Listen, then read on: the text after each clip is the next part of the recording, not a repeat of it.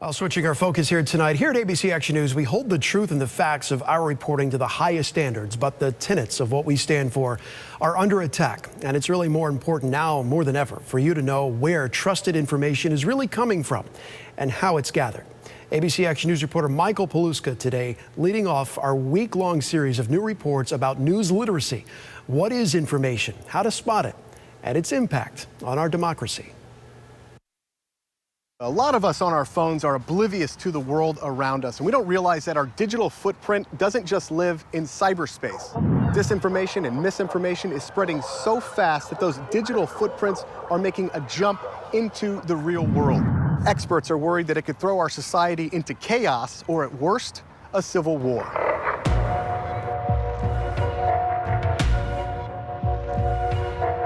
The digital divide between the virtual world and reality has been crossed. If anyone that is calling for violence, we love you, you're very special, we will take that content down. President Trump lies all of the time. With millions of voices echoing into the abyss of social media, it is getting harder and harder to separate fact from fiction and drown out the noise. Domestic terrorists. The most shocking finding that we found was that 1/3 of people get news from sources that they themselves report to be less reliable than other sources. We are in the middle of a new global war on information, and people are dying because of it at home and abroad. Suddenly, communal tensions broke out. It began with the allegation of a rape. 2014 in Myanmar, that false rape claim fueled by posts on Facebook rallied a mob of hundreds. 2 people were killed. It wasn't true. Some of these viral hoaxes can turn deadly. 2018 in India, a massacre. Internet lynch mobs have killed a dozen people, including innocent bystanders, because of fake rumors spreading through WhatsApp. What is fake news? When it comes over their phone, they don't know exactly what is true and what is not true. The mobs believe the innocent people they lynched were guilty of child trafficking, organ harvesting, and other horrific crimes. To be crystal clear, nothing was true. Telling police he was there to investigate a conspiracy theory called Pizzagate. The United States is not immune either. In 2016, Pizzagate happened. Edgar Welch, a father of 2, opened fire inside a D.C. pizzeria, falsely believing then presidential candidate Hillary Clinton ran a child sex ring there. Pizzagate believers were already claiming that this real development was just part of a cover-up. This is very dangerous fake news. Then this happened. We will stop the steal. Let's walk down Pennsylvania Avenue. Minutes later, the Capitol was under siege. Thousands of Trump supporters storming the building claimed that the election was stolen. It ended with 5 dead, including a Capitol police officer. What we saw in D.C.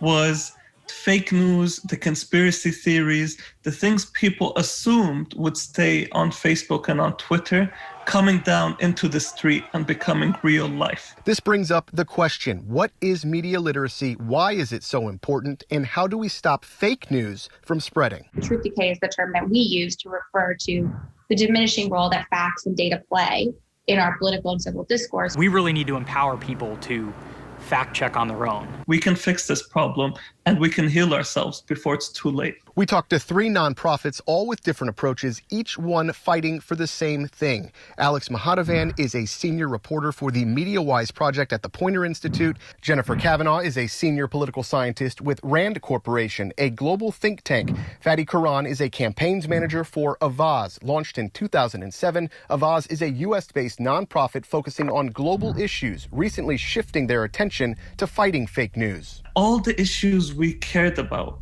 were becoming under threat.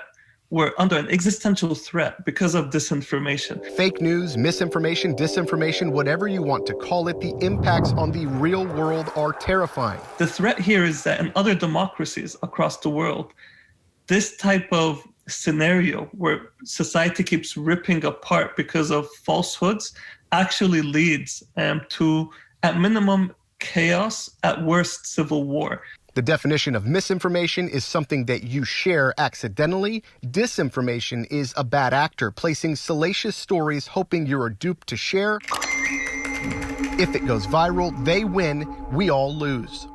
Karan places a lot of blame on social media companies and their algorithms that he says leads to doom scrolling and limited perspectives from other sources. How would you grade a social media giant like Facebook or Twitter on how well they're doing stopping those algorithms? They're really not changing them. The truth is they're using Band-Aids on bullet wounds in our democracy. When they find out they've been lied to, they probably feel, like, who wants to be lied to? Nobody wants to be lied to. Nobody. Ask yourself the 3 questions.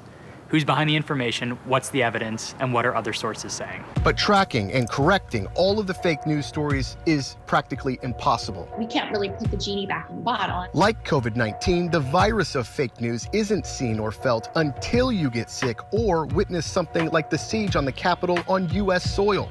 All of our experts wonder how much death, pain, and suffering our society can endure before realizing we are all part of the problem. The question here is, how far do we have to go? We really need to empower people to fact check on their own. I think our generation can actually be the generation that makes America stronger and safer and solves this problem. We don't have to wait for the next generation, but it's going to need a lot of hard work.